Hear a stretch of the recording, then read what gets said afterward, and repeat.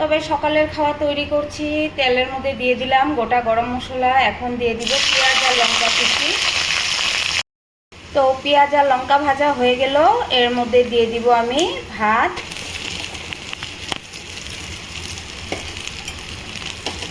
তবে আজকে ভাত ভাজা করলাম, সকাল সকাল খেতে খুব মন গেছিল, খুবই ভালোবাসি আমি, আমার ছেলেও ভালোবাসে ভাত ভাজা খেতে।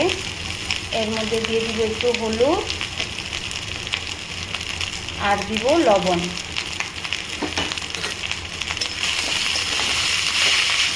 তো শেষে একটু ঘি দিয়ে নামাবো। গরম মশলা আর ঘি পড়লে ভাত ভাজা খেতে খুবই ভালো লাগে।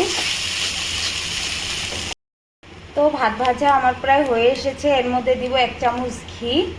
ঘি দিলে ভালো লাগে খেতে, যারা ভালোবাসো ঘি দিয়ে খাবে, আর যারা ভালোবাসো না শুধু পেঁয়াজ লঙ্কা ভাজা করে এইসব দিয়ে খাবে।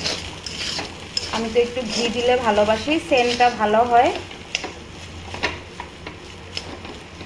তবে আমার ভাত ভাজা হয়ে গেল, এখন গরম গরম দিব ছেলেকে খেতে। তবে এখন রাখি। রাধে রাধে।